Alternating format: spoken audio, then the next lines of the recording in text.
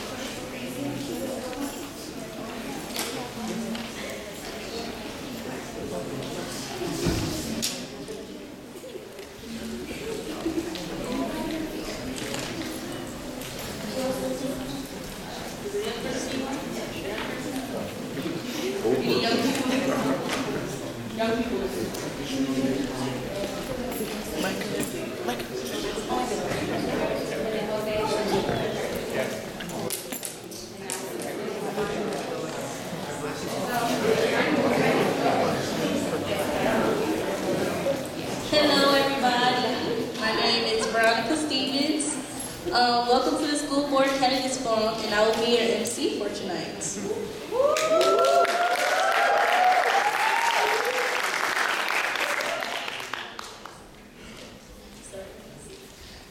This is the second youth-led Candidates Forum, and we put a lot of time and effort into it, and I hope everybody has a good time and enjoy the nights. So we will be calling up Gio to make his opening statements.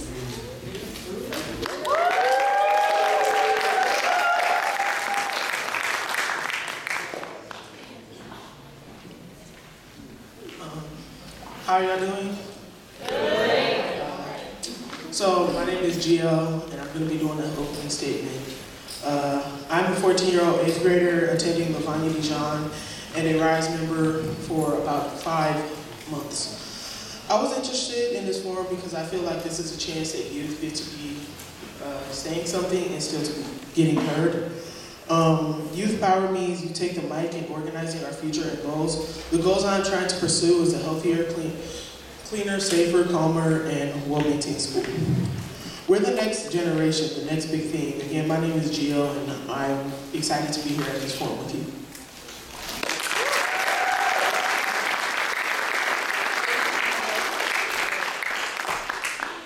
Now we will be calling up Jakia to make her opening statement.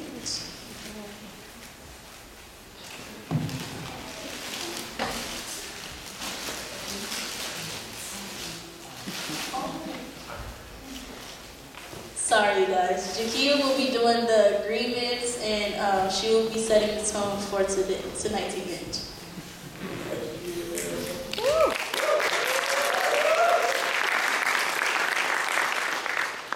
Hi, my name is Jakia, and I'm going over the agreements tonight. Okay, I'm going over the community agreements. The first one is honor the agenda. Second one is have an open mind. 3 is trust in our wisdom. 4 is create a safe space. 5 is don't young youth young. Next one is step up, step back. Next one is throw glitter, not shade. Next is be engaged in conversations. And 1 mic. Oh, and also have fun.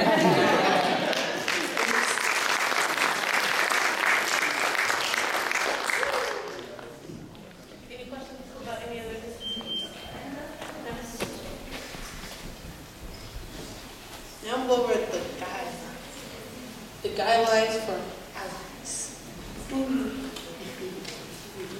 First one, no candidate supporters in the audience will be allowed to cheer, whistle, or any other way disrupt the forum. Candidate and supporters may not make disrespectful comments regarding the background of other candidates. Let participants listen and make their own informed decisions without persuasion. Let youth set the space. Adult allies are welcome to fully engage in the event as long as you are mindful that this event was created first and foremost by youth, for youth.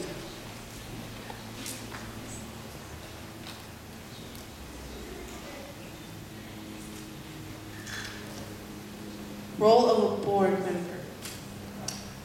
We are here to engage in activities and conversations with 7 out of 7 school board candidates. School board members are elected into office for a 4-year term where their focus is to advocate for and approve decisions that will create the best educational experience for the students and their families. Power and influence. They approve the multi-million-dollar budget that pays for district and schools operations, help determine where money gets spent, or gets contracts at schools, states, to offer resources and what schools get renovated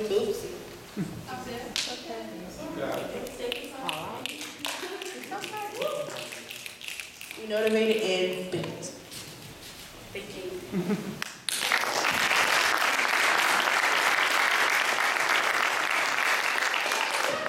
Thank you, Jakia. Now we will be transitioning into candidate statements. Each candidate will have 90 seconds to respond to the first question. And we also have a timekeeper. She will be giving you guys a 30-second notice, so you guys won't go over your time. So we'll be calling up Ron Mill for the first question.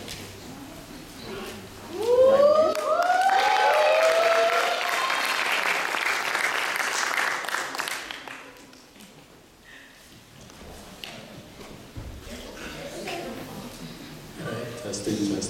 Alright, what's up guys? I'm pretty sure you guys, no wait. Alright, sorry. Alright, so what's up? My name is Ron, and well, for all of those who, well, sorry I'm nervous. Alright, so to start us off, does everyone know about the school to prison pipeline? Raise your hand if you do. Oh, cool. Alright, so my first question, well, our first question for the lovely candidates are, what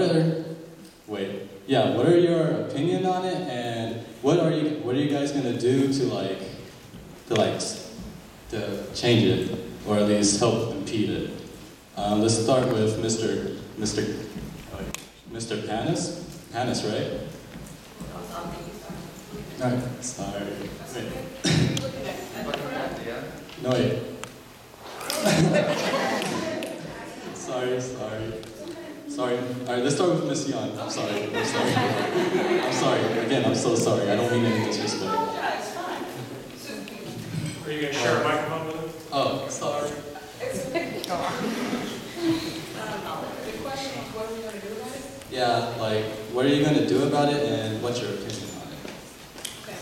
So, do you want to stand up, or do you want to continue sitting? Yeah. So, what I think is that this district has to, we have to basically change our total educational approach, and we have to change our approach in the way that we deal with our certain groups of kids, primarily our African American kids, our Latino kids. We have to change the way in which we deal with them so that we can stop this pipeline to prison. In terms of what's going on in our district. This is what I want to do. I want to create a totally holistic environment for young children to be able to come to school and have a sanctuary for school. I believe that there are some people live traumatic lifestyles on a daily basis, and school should be a sanctuary. And so I want to make the schools a sanctuary. We do that by completely doing an overhaul on the way we train our teachers, the way teachers interact with our students, the way we deal with suspensions and expulsions. We have to totally change that, and we can do that by really getting involved with restorative justice, having a really strong restorative justice program, and there are certain schools now that are doing restorative justice, and we have to start using those as the examples. Stewart is, my time is up already? All right, okay, that's what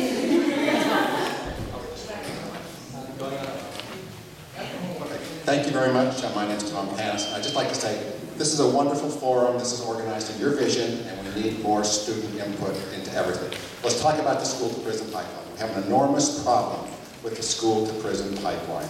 We have bad school climate in so many schools. We need to be letting each school spend their supplemental and concentration funds on school climate things. We know that stress and trauma are rampant in our community. We need to be treating that in the school. We need to be treating that outside the school. We need to be working with all our community partners, whether that's Latina Center, whether that's Healthy Richmond, whether that's Ryse. All these people can help us with this problem. It's not just a school problem.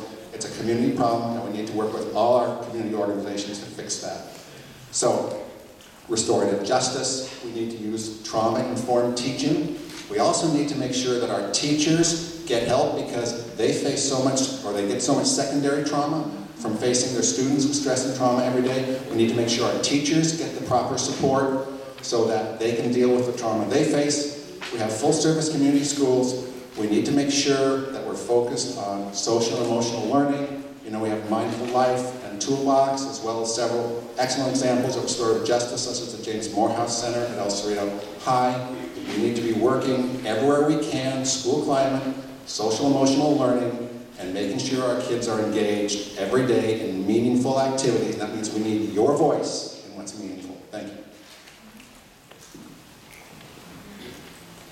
When I think of the school-to-prison pipeline, we think of the third grade testing, right? Most of the students get tested during the third grade.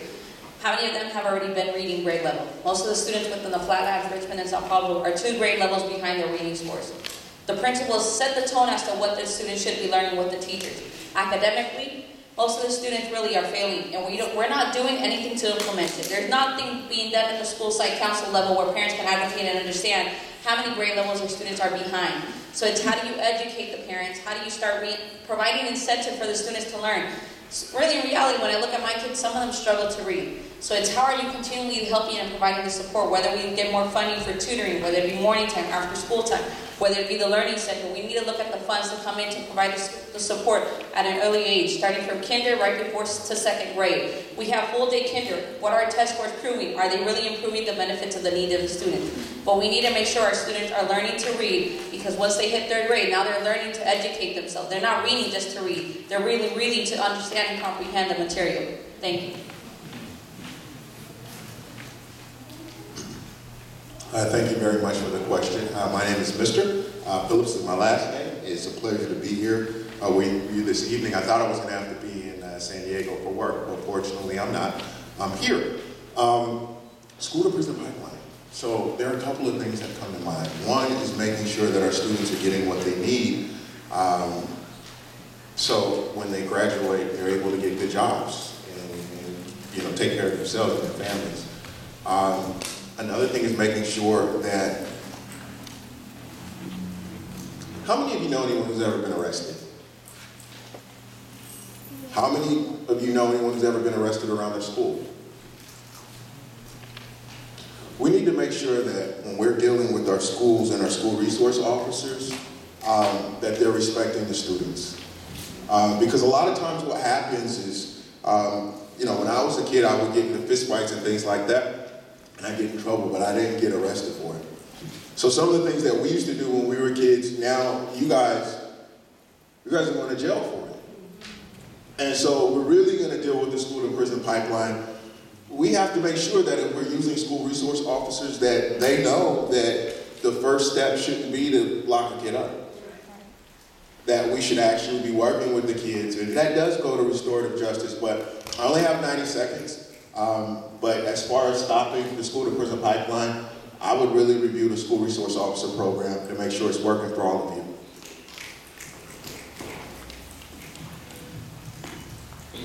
Thank you. My name is Carlos Tacuara, and I have been a teacher in our schools, West Contra Costa Unified School District for 21 years, and I have been witness to this school to prison pipeline all too often. I think the root cause of the problem is this. We need to understand that it's a problem that we have created, we as a society have created. We're living in what is called a carceral society, from the Latin word carcel, meaning jail.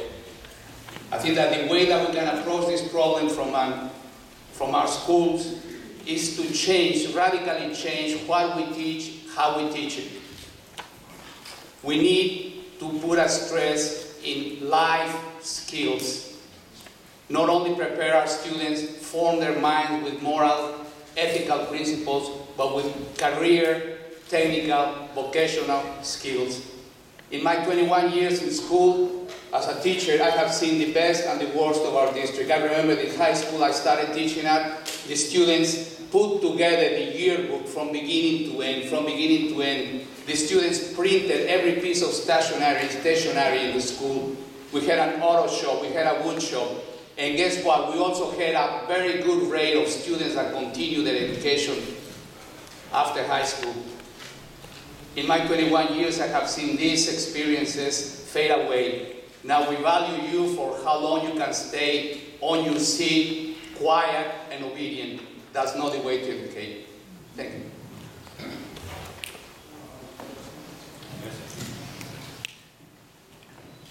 I'm Antonio Medrano, retired teacher, as Carlos was, also a former school board member. I can tell you very simply, when I served on the school board back in 2008, I was in charge of the high school committee. So we visited all the high schools and asked for their attendance, their suspensions, their expulsions, how they're dealing with the students. And one principal told me, we checked the figures and found out that the African American students were only a small percentage, maybe a quarter percentage of the school, and yet there were over 95% of the expulsions. I remember very clearly telling this particular principal, you will change that, you will engage in restorative justice, bring in the families, bring in any other counselor that you need, and find out what the problem is. And it began to work. We have to stop simply tossing students out of class because they say, F you, or I don't like you, or whatever. Work with the students, involve the school site councils because they decide how the money is spent on the campuses. 2, every school has monthly meetings of parents. They need to tell the parents that too, that we are working with our students who have difficulties. And fortunately, we have well-functioning health centers at all of our high schools. Many times there are difficulties that come up with the student, and the health centers are there to help. Utilize everything. We have the money in the local control funding formula. Let's use it. How y'all doing tonight? My name is Don Gosney. You know, a long time back, I was born about 2 blocks down here from here, 25th and Ring. Okay? But, you know, education is the silver bullet that can solve so many of the problems that we have in our community. How many of you know any evildoers? People have gone to the dark side of the force. You know, they're getting into trouble all the time. I know a bunch of them. Hell, some of them were some of my relatives. But most of them, you give them an opportunity to do something that they like without people throwing bullets back at them, and be able to provide food and shelter for their families. They're going to take that over a life of crime. Because with the criminal enterprise, chances are you're going to go to jail sometime or the other, or get yourself dead. Both are bad. We want to avoid that, don't we? How can we provide help? Now, some of you are college bound. Some of you are going to go in the tech world. But too many of our counselors think that's the only thing that you can do. I don't agree.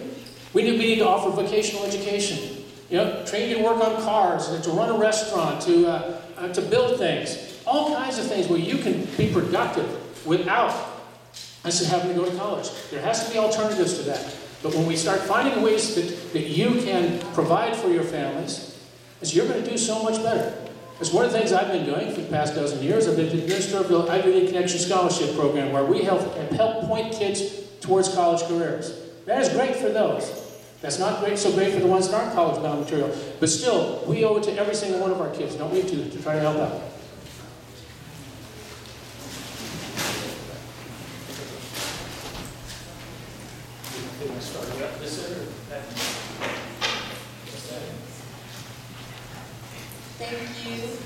Thank you all for your opinions, and I'm sorry that we don't have as much time. Now we're going to be calling up Jeremiah Gaines to do the second question, but we're going to be starting from the opposite direction. Oh.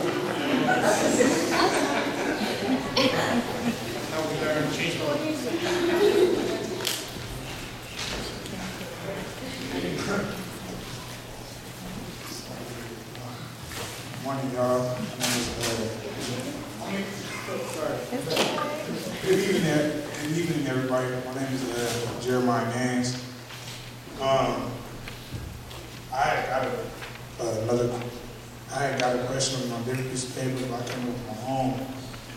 My own question is, what is your background working with youth?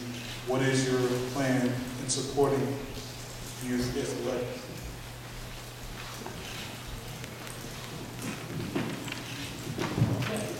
Now we're going to go back to what I was talking about a few minutes ago.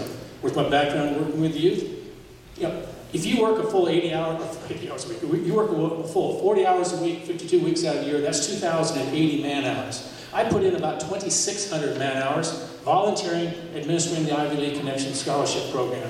I go to all the high schools throughout our district to speak to our youth about how to get into college and how to find somebody else to pay for that college.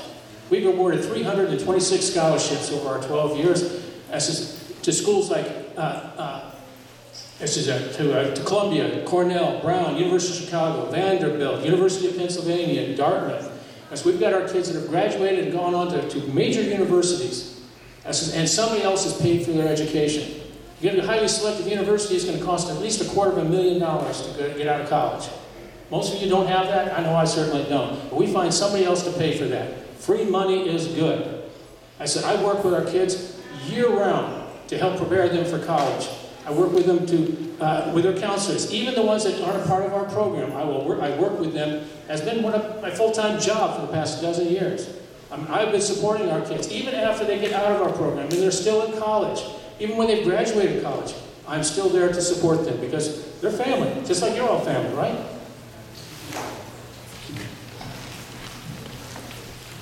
In my previous experience as a high school teacher, I always began clubs or helped with the class faculty sponsor of clubs on campus, whether it was helping out the farm workers, whether it was helping out activity against, at that time, the war in Vietnam. And in San Francisco, we formed clubs fighting against the racist attitude of South Africa called apartheid.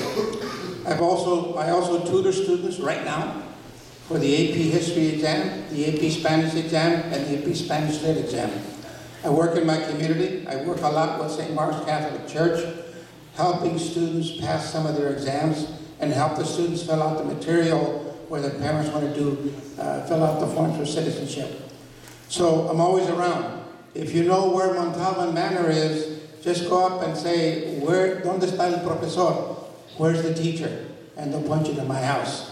I'm always there to help out students, also to help out their parents. So I'm totally dedicated to that. Thank you.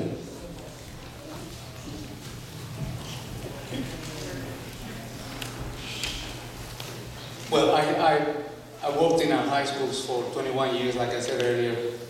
And what will I do to help you, to help the youth? Well, you can see the many tasks that the school board members will have. Make key decisions on how to spend the multi-million-dollar budget that we have. And I will spend it in your direction for your benefit. You need smaller class sizes. You need caring teachers. You need actualized textbooks and appropriate technology. That's where I would put the weight on. I also want you to know that I participated actively in many of the activities, on many of the protest activities held by my students. We protested against the imposition of the English-only exit exam. And let me make a parenthetical comment here to congratulate you for participating, organizing, and attending this forum. Because attending activities like this is what it takes to become fully human. And I mean that in the true sense of the word, fully human. In the sense that Aristotle said more than 2,000 years ago, man is a political animal. We are political, social beings, and we don't become fully political, fully social, fully human until we participate and take an active role in the affairs of our community, in the activities, in the issues that affect us directly. And that's what I would have strived to do while I was a teacher, and that's what I will continue to do as a school board member if I have the favor of those of you that can vote for me.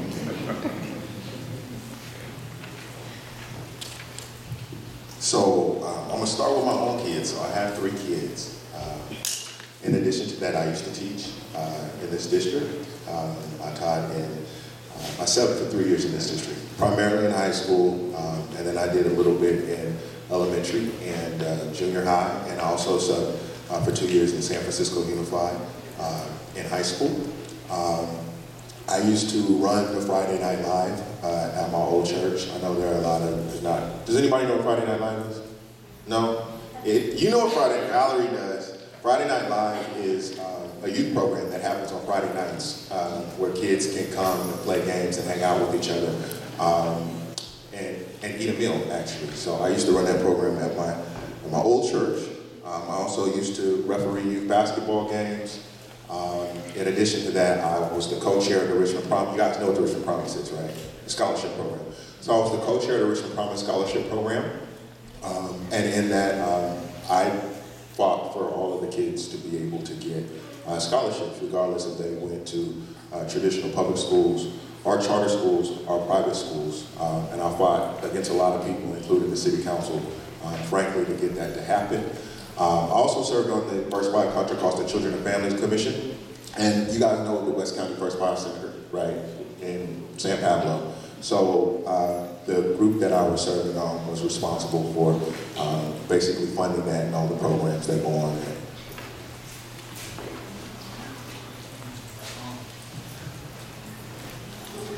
My experience goes the same, being a mom. I have 4 children currently, from turning 11 to next month to a 1-year-old. But to be honestly, to speak about youth, I've dealt more with families that have children your age, to see the bullying issues at Dijon as well as Kennedy. So I've helped families deal with certain issues in regards to that. But to hit home, close to home, I haven't dealt with families that mostly have been affected with you guys, with your agency. So I got surprised when I attended the open house, all the services you guys provided. I was completely at loss. I've been a resident for Richmond for quite some time, and I see it continuously when I hit Target, but I never decided to enter. With all the graffiti and the artwork that you guys have, never did I have the guts to enter until I volunteered for the Richmond Kids First. I opened the open house that you guys have. So it's a goal that I envision of my daughter attending 2 more years to go. Limit's 13, too bad. If we could start younger, that'd be great. But it's programs that you guys have that I wish we can work with the high schools to have more of, and it's not happening. So I appreciate the services that you guys are providing. Hopefully when we get there, it's how do we work more to provide that more within the district. So I've been involved with youth in a number of different ways. I went on a canvas with Richmond Kids First. I gave money to help support the efforts with Richmond Kids First, and I was certainly disappointed when the city council did what they did. I've been involved in a lot of different ways as well. I have 2 sons who are on the autistic spectrum. I've worked with a lot of disabled kids over the years, and that's a really enriching and educational experience. I'm active in a couple of organizations where kids are involved. Elsewhere at the Historical Society, we have something called history boxes, and they're things we take out to classrooms, and we work with kids and talk with kids about their heritage and what's happened here in the past and why we are where we are now. I'm an active member and a board member of the Friends of the El Cerrito Library, and that's a very youth-based thing. We work with a lot of kids on reading and other youth skills. Also, I'm involved with a museum back in Utah about the Japanese internment during World War II, and that's all about getting students and youth kids there, and every summer I go back and I volunteer with them. So I really have a lot of interface with kids, and it's probably one of the most enriching parts of my life. Okay, so kids, or young kids.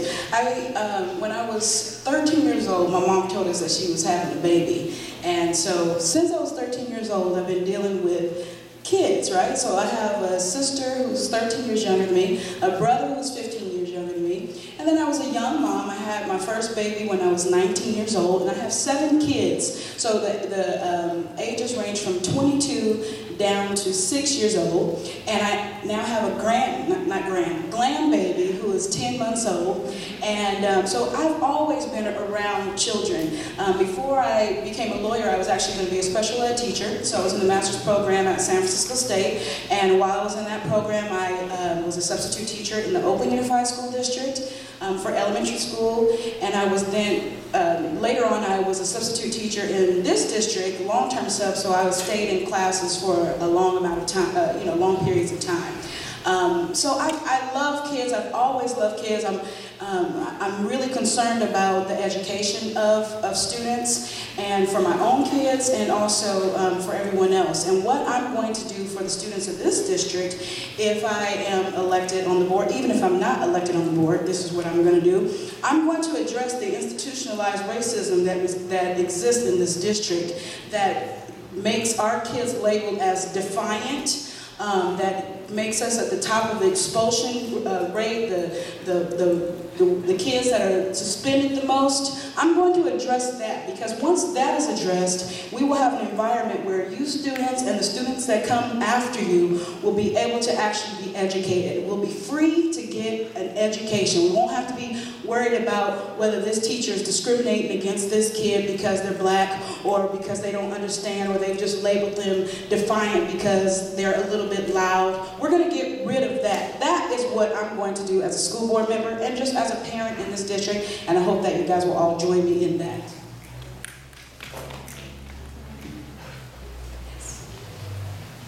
I want to thank all the candidates for their responses.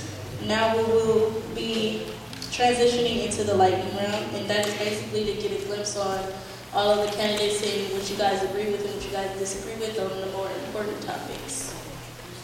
So to begin with, every participant and all the candidates have a agree and disagree sign. One says agree, one says disagree. Only the participants have the unsure sign slip, because the candidates as potential electives should know, like what their mindset is on the more important topics. But if you guys have follow-up responses to some of the statements that are said, you guys will be given 2 tokens each. And basically, if you have a response, you will be given 30 seconds to say what you want to say about that statement. But if you have a response, you will raise your token up, and then after that, I will collect them. If you have another response, you will be raising your other token. I will collect that one after you're done. But you will only be given 30 seconds each. So I want to first announce Gio to do the first questions in his category. The first statements in his categories are teachers and academics.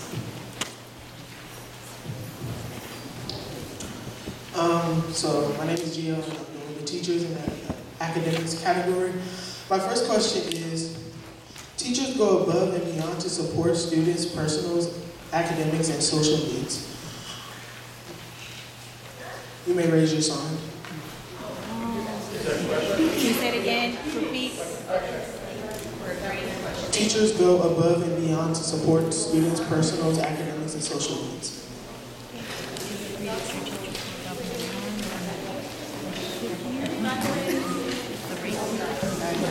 Raise it.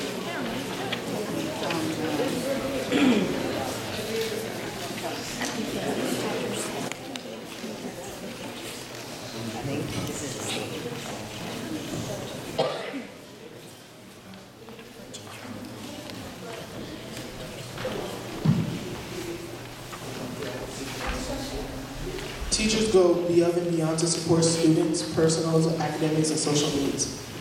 I think in a perfect world that is true, and I think that in this district many of the teachers do that, but we do have some teachers that don't.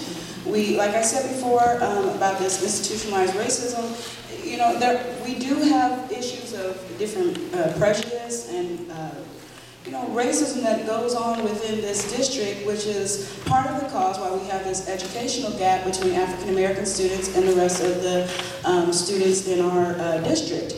And so I don't want to say I disagree, because I know that every teacher, I'm not saying that every teacher is not going above and beyond. There are a lot of teachers in this district that do that, and I appreciate them. But I don't want to ignore the fact that there are teachers that do not do that. My second question is... You took my token. So really quickly, I raised my hand, and I went to school here too, but I raised my hand because there are teachers who really go all out, and then there are teachers who don't. And that's the honest truth, right? And the teachers who go all out, we need to compliment them, we need to work with them, we need to support them. The teachers who don't, I'm gonna be frank, found out that in the last 30 days, a teacher at Hercules High School actually choked a student out. So that's why I had to use my token, which you didn't want me to use. But yeah, it depends on the teacher, and so that's right. Okay. My second statement is the teachers in our school connect with the students on a personal level and understand their lived experience. You may raise your sign.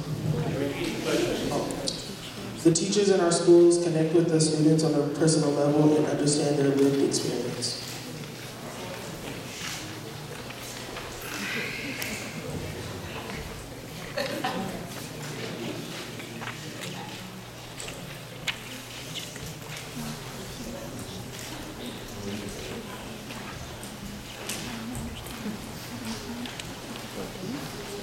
That question is very similar to the first question, right? And so, yeah, there are teachers who do that, and then there are teachers who don't. Now, I used all 2 of my tokens. I don't have any more tokens, okay? And I have a feeling that the rest of these questions are going to be the same way. So I'm just going to let you know what I'm going to do. When there's a situation where it goes both ways, like that one, right? You know what I mean? Because there's some teachers who do and some who don't. I'm actually going to raise both of these at the same time, so you understand what it is that I'm doing, okay? All right.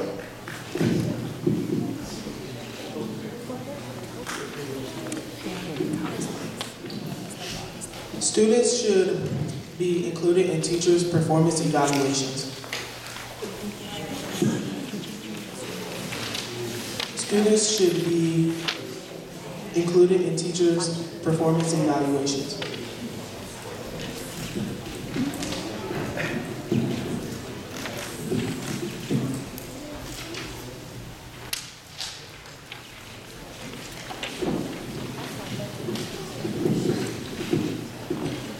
You know, like most questions, this is a double-edged sword, okay?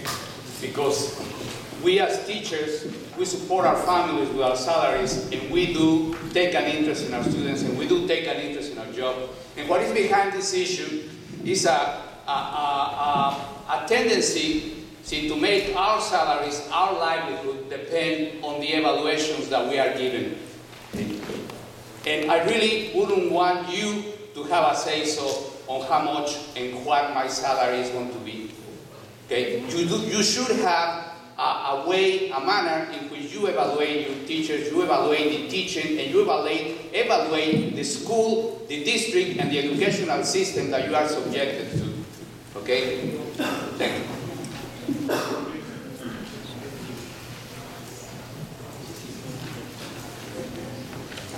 Testing is an important part of tracking a teacher's effectiveness in getting students on grade level. Testing is an important part of tracking a teacher's effectiveness in getting students on grade level.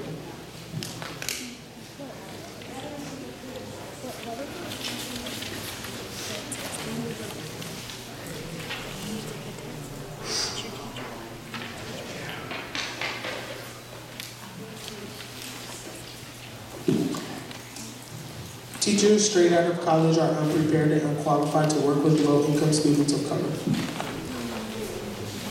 Teachers straight out of college are unprepared and unqualified to work with local students of color.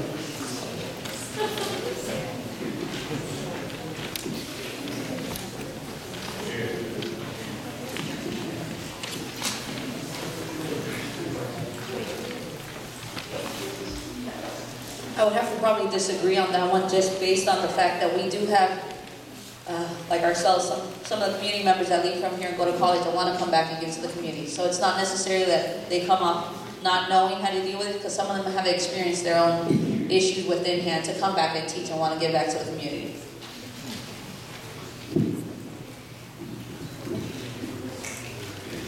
Class sizes determine how effectively a student will be taught. Class sizes are determined how effectively a student is well taught.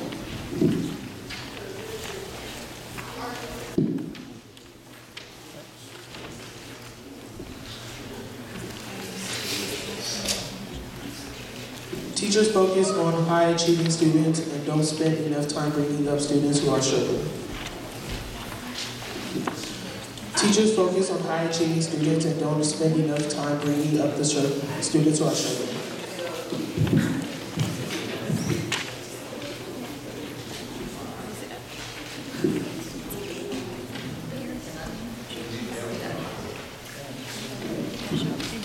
Our schools are doing the best they can to meet the needs of English language learners and get them reclassified adequately. Our schools are doing the best they can to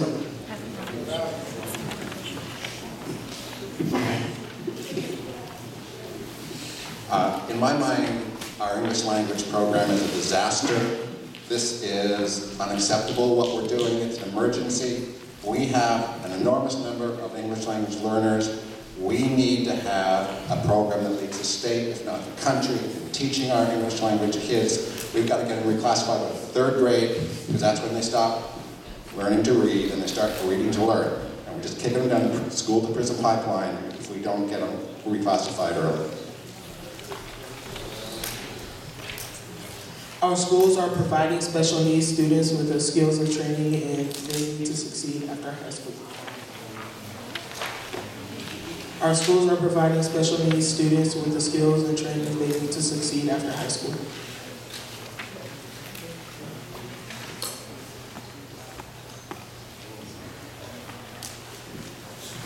Thank you.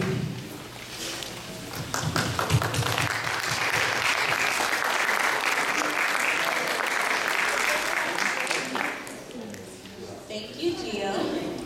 Now, I will be giving the mic off to Isaiah, and his category is school climate.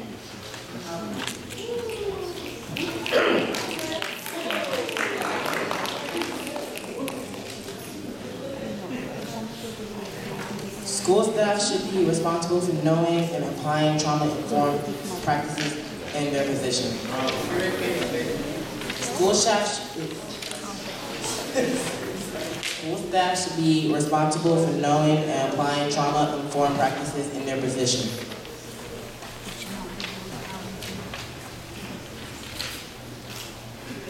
Low-income students cannot achieve full academic successful until poverty and community violence is addressed.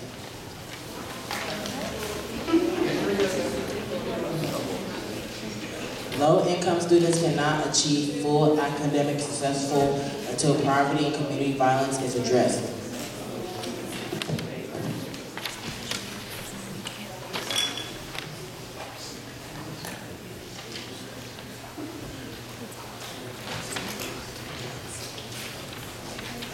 Do you support policies like Kennedy no exit classroom policies? Do you support policies like Kennedy's no exit classroom policies? What is that? Do you support policies like Kennedy's no exit classroom policy? As in, What is that? So Kennedy's no exit classroom policy is like within the first 15 minutes and the last 15 minutes of class, they cannot leave. Oh, yeah. Yeah.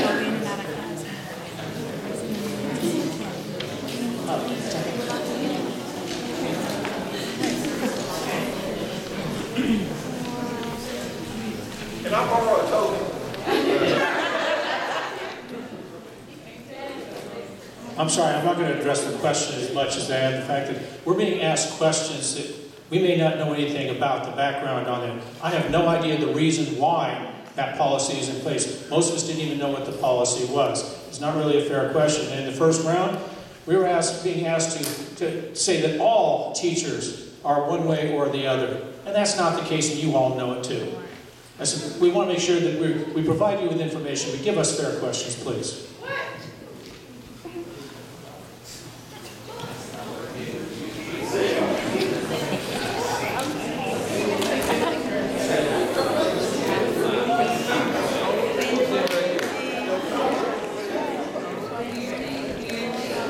I'm sorry, but this is a youth-led activity, and we don't appreciate the negativity.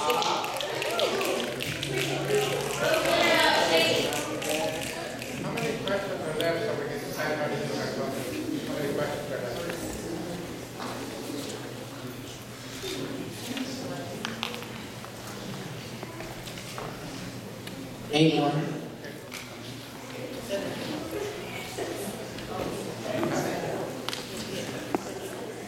If elected, would you make an offering fresh and healthier food options a top priority?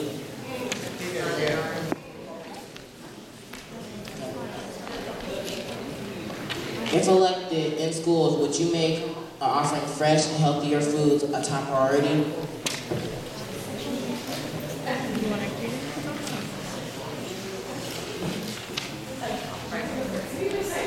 You said top priority. Top priority.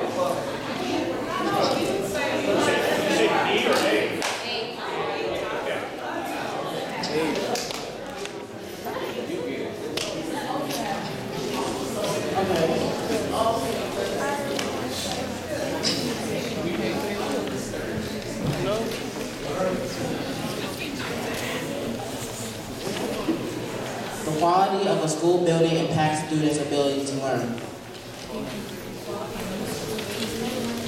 Impacts students' ability to learn.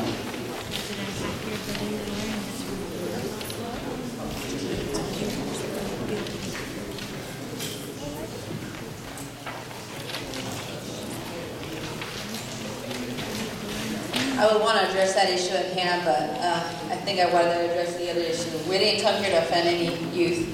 We understand what you guys are doing. We understand you guys are coming from high-end schools, and that's nothing to even hold against you. You guys are all smart. You guys are all intelligent. We're here to try to build policies to make sure that you guys get the quality education that you want, but in no chance are we here to offend you. By all means, at least on my behalf, go ahead, do whatever you want. I'm here to applaud every single thing you do.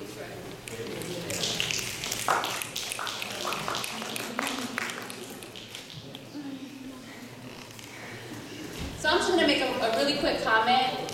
And I know when I checked in with the candidates and also when we went over the group agreements and especially the guidelines for allies, which I hope if you're running for an elected office, you want to be an ally to young people, was this idea around, you're coming into a learning space, you're letting the youth lead, and there's a reason why young folks have these kind of questions. And it's a concern, I understand, I didn't know the Kennedys' no exit policy either, but it speaks volumes if you're not willing to engage in really important topics of young folks that are coming in here from those schools.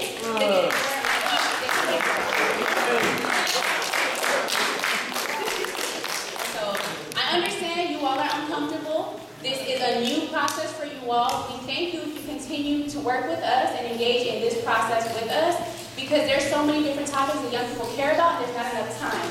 And that's actually why we did this format, because there's endless amount of topics that we talk about on a daily basis at Ryse, and this was the quickest way that we could get through a ton of them and also offer opportunities for you to engage afterwards in small groups. So please relate back to those group agreements, those guidelines to allyship, or take some time, it might not be today, but another day to really process and reflect on how you can support young people more. Because it's a problem if you're coming in here and disrupting the safe space we're trying to provide for young people. Thank you. Thank you.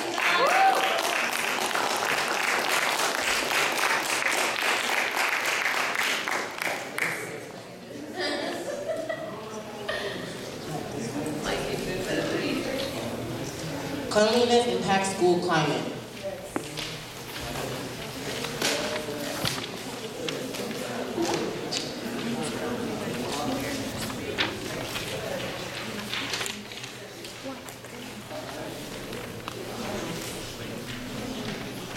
Our schools provide visibility around college and career services at the middle schools and high schools. Repeat the question, please. Our schools provide visibility around colleges and career services at the middle schools and high schools.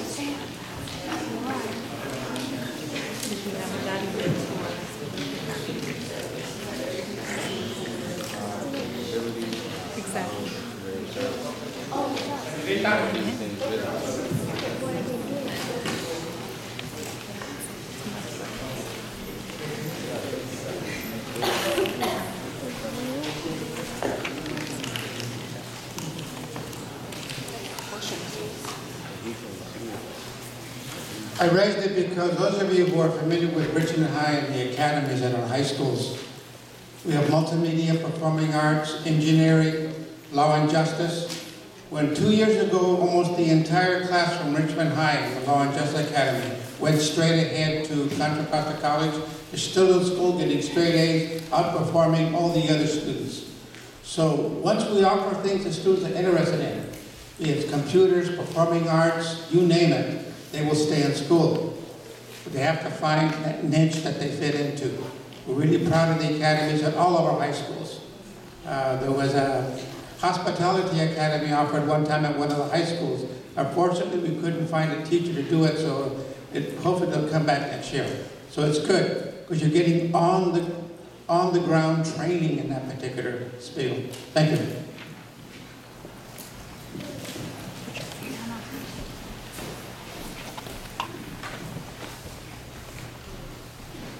Campus resource officers on campus create a feeling of safety for students.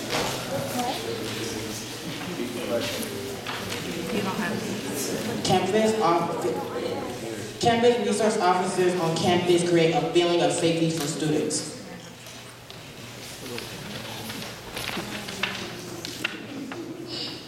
Racial bias exists in our school that impacts student success.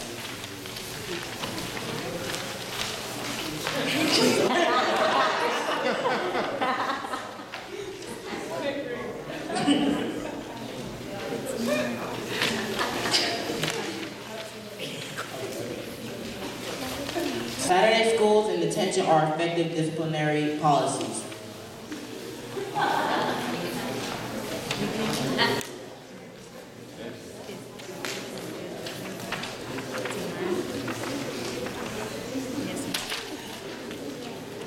Our district full-service community schools model is a success. Our district full-service community schools model is a success.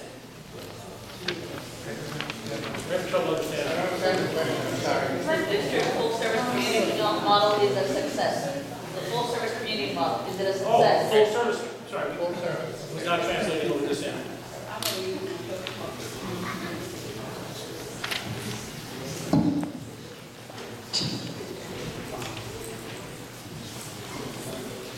I'm only going to say something because, our district is really large. It goes out from El Cerrito, Kensington, all the way out to Hercules, and every school doesn't have a full service, like community school, what is it called? Full service community school? Model.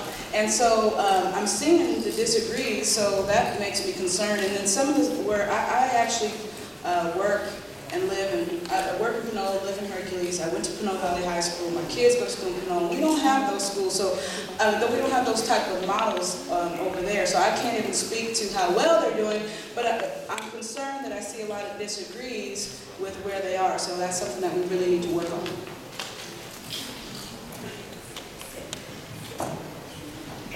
Thank you. Good job.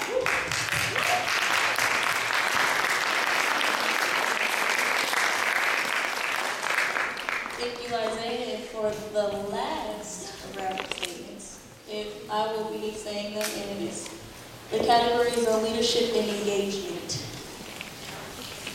School board meetings are too impersonal and should be formatted differently. School board meetings are too impersonal and should be formatted differently.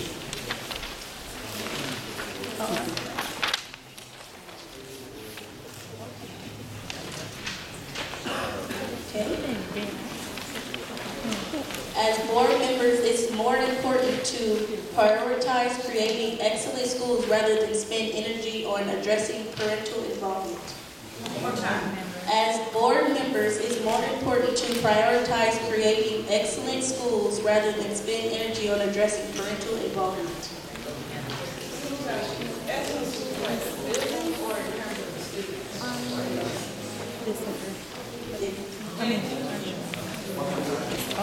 And also the question is on the side, I know it's more difficult to say to the right. Okay, I'll just repeat, I'm sorry. As board members, it's more important to prioritize creating excellent schools rather than spend energy on addressing parental involvement.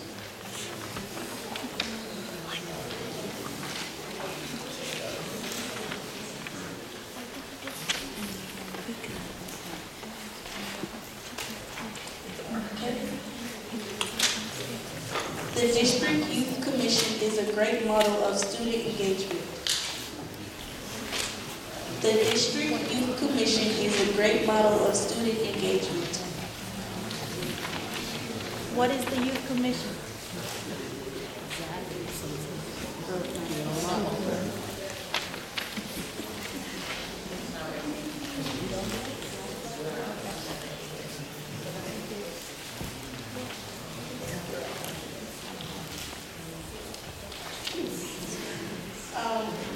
Student input should be included in the hiring of principals, school staff, and central office staff.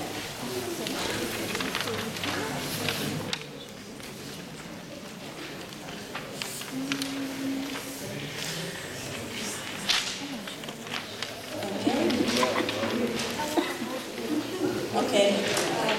Principals should prioritize getting to know all the students at their school.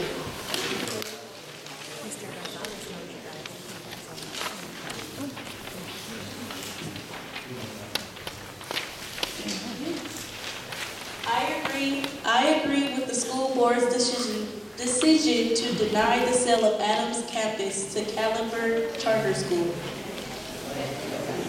I agree with the school board's decision to deny the sale of Adams campus to Caliber Charter School.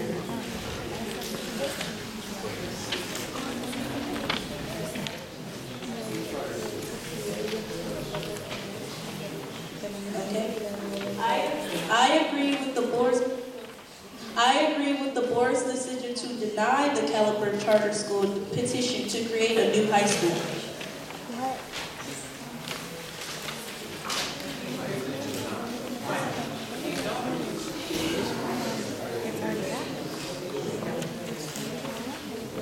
I agree with the board's decision to deny the Caliber Charter School petition to create a new high school.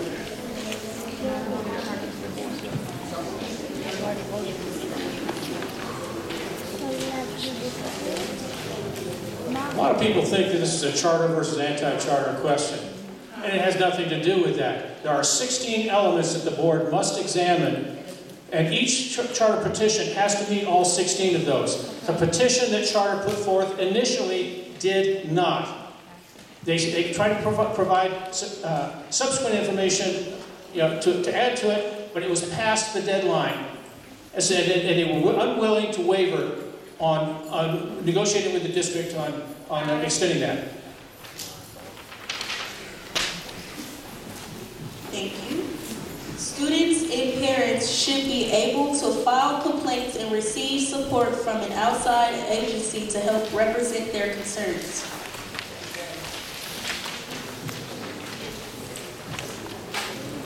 Want to repeat it? They already can, so if your parents don't know, let them know.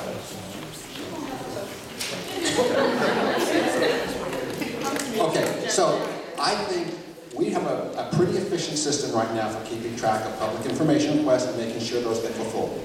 We need a person whose job it is to track all complaints that come in from parents and make sure they're addressed in a timely manner.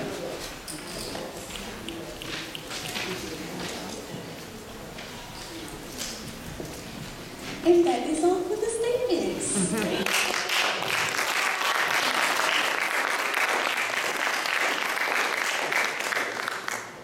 So there was actually a request by one of the candidates to address you all, just because they didn't feel they had enough time to do a quick.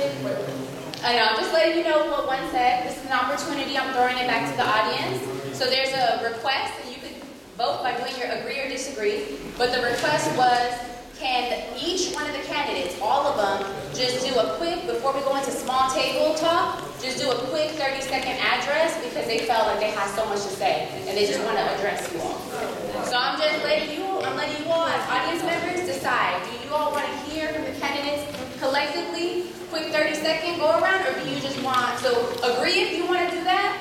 If you disagree, you just want to go straight to the table talk and ask them in person.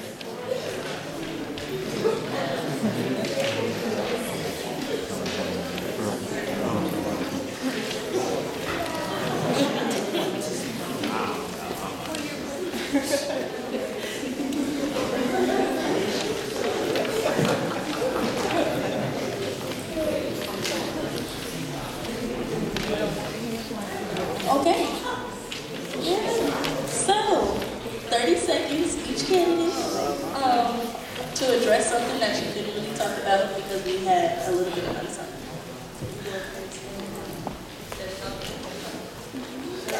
Let the person that start.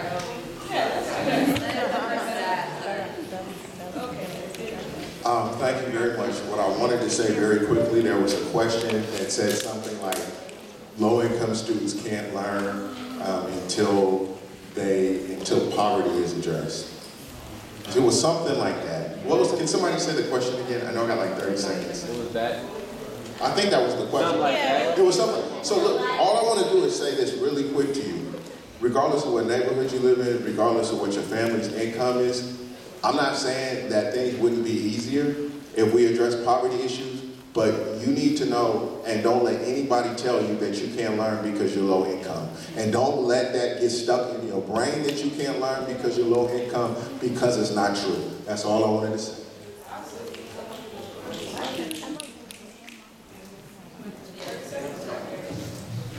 30 seconds is not very long, but I just want to say this.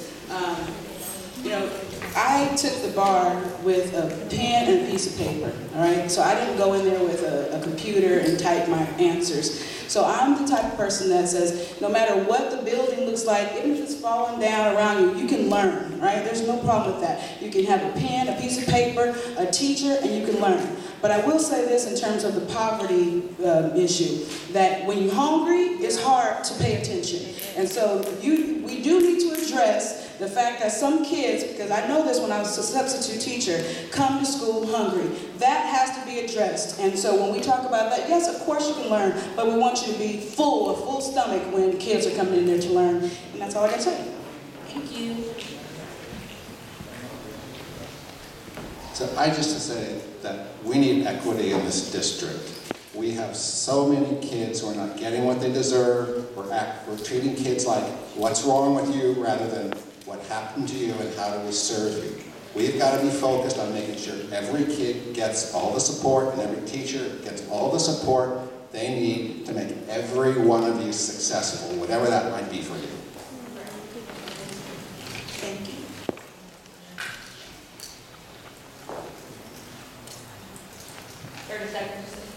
We wanted to say thank you for all your efforts and hard work. This wasn't easy. No hard feelings on mine, but I appreciate the love that everything you guys did and put forward with everything. Thank you. One of the issues that wasn't mentioned, and I was surprised, was in my community of Montalban and in the flatlands of Richmond and San Pablo, we have immigration issues, and no one mentioned that. When we had the immigration raids 10 years ago, I was the one that stood in front of the school to make sure the migra didn't come by. The migra is a Spanish expression for the immigration. They're afraid that if that particular person gets to be president, parents will disappear. That should have been mentioned, and also where are the Latino students? Oh, yes. Oh my God.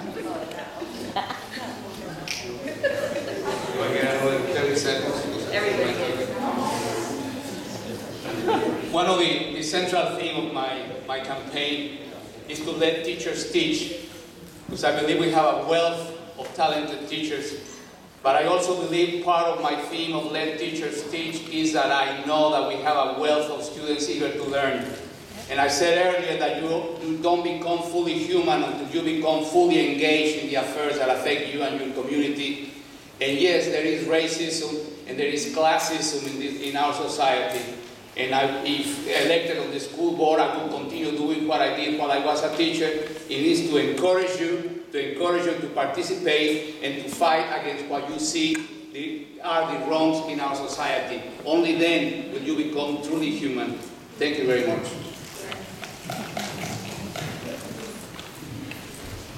You know, the issues that the school board addresses are significantly more complex that can be handled in an agree or disagree sign. Go to the school board meetings, they go on and on and on. Too long in my opinion, but I've never seen them say agree or disagree. I invite you to come by my table where we can talk in more than just a couple of seconds about my history, my experience, my commitment to this community, so that you can learn more about just what the issues are. because they are significantly more complex than what we've been hearing tonight.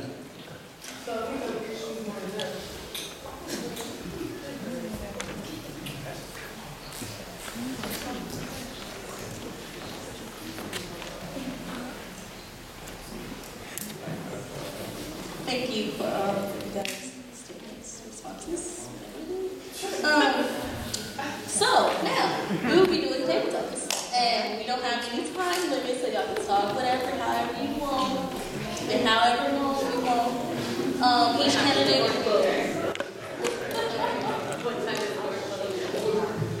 Oh, well, not however long you want, because the door is not that it. But it will be from 7:20 to 7:50, so you guys have like. You can sit at, anybody can approach any candidate that they want to talk to, and I will be giving a 5-minute warning when the time is almost up. How many minutes do we have for this activity? And so really quick, sorry for the interruption. We did have Mr. who was previously not intending on being here because he had a work commitment. He was able to be here. So he doesn't have a table. If you wish to address Mr., we are going to bring, you can come up to the stage. He's just going to stay in place here, and every other candidate has a table. Mind you, on the tables, there's also, you can ask whatever question you like, one-on-one, but there's also 15 preset questions that are, I agree, too complex to answer in a agree or disagree, yes or no. And so they're quite multifaceted. You can go ahead and pull one of those questions.